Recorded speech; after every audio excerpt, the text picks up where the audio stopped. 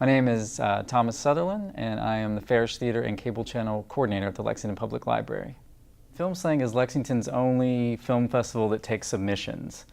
We have One World Film Festival, which is great and has been around for a long time, but this is the only one that actually takes open submissions from filmmakers in Kentucky and all of her border states.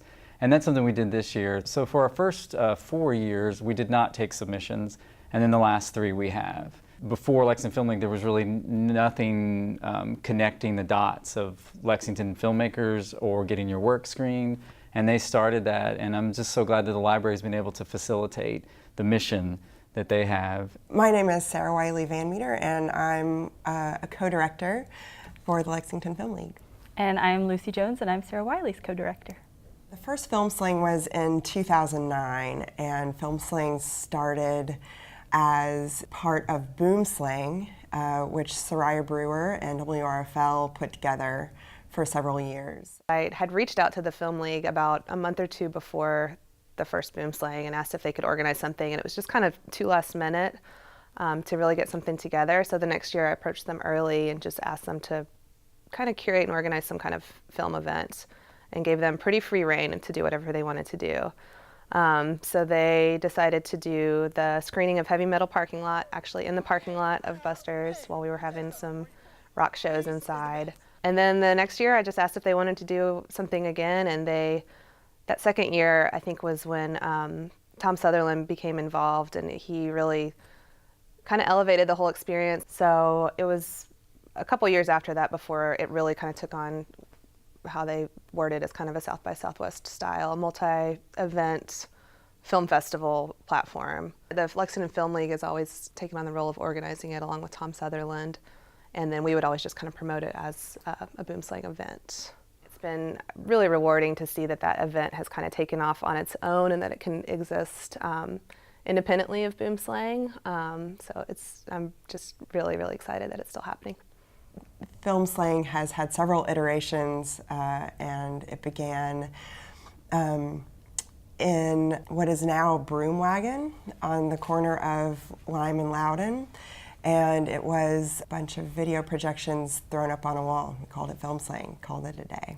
Now it's 4 days of wall-to-wall festivals with submissions that Tom has spearheaded. It's a completely different animal than it was at the beginning. I mean, originally it was just sort of a one-off screening coinciding with a larger festival, and now it's its own entity that lasts for days and days and days. It's also a place to come see what I like to call, true independent cinema. I mean, this is somewhat micro cinema, very low budget film, because as you know, the digital age has allowed filmmaking to change, and I'm a big fan of that, the idea that a filmmaker can make a film for $100, make a feature film for $100, and that those films can be screened in front of an audience. So that's I think the most important thing about Filmslang. The filmmakers who've attended, who've gotten to see their work, a lot of times it's the first time they've ever seen their work publicly, and that's a different experience than putting your movies on YouTube or showing them just to your friends. To have your film screened in front of strangers is the ultimate goal of every filmmaker. It should be. And it's a very powerful feeling, it's a very vulnerable feeling, and I think most of the filmmakers just appreciate that there's a venue for that. So my main thing is that they show up, especially if they see a local filmmaker, and they say, wow, this is going on in our backyard. People are making films of original quality, who are taking risk, who they don't have to answer to anyone but themselves, and that's a powerful thing. And then that they're also just realize how much great regional filmmaking we have. You don't necessarily have to wait for a large corporation, i.e. a studio, to tell you what to watch. You can seek out other material that will be just as entertaining and probably a lot more original.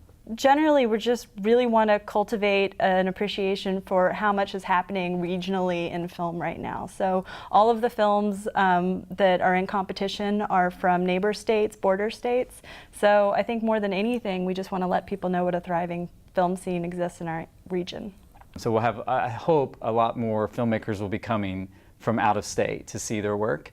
And then we've also programmed somewhere between 6 and 8 features that have been playing on the festival circuit that are not available to be screened here, and most of them are not even on VOD, or there's no way for Lexingtonians to necessarily see these movies except for Filmslang. We hope that this downtown corridor, which includes the Lyric Theater, the Kentucky Theater, the Downtown Arts Center, and now 21C, which we're partnering with 21C this year on an experimental filmmaker who's coming in on Sunday, October 9th.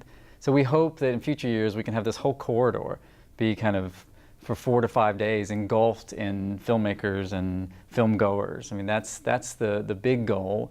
And a smaller goal is just that every year we hope to have more regional and local filmmakers that submit, and our submissions went up this year, and we hope next year they'll double, and that's kind of the goal. Filmslang is October 6th through the 9th this year, and it'll be here at the Farish Theater and 21C, the 21C Hotel and Museum. We have a Facebook page, which you can just type in Filmslang on Facebook and some information will come up. But the best place is probably our website, which is filmslang.com.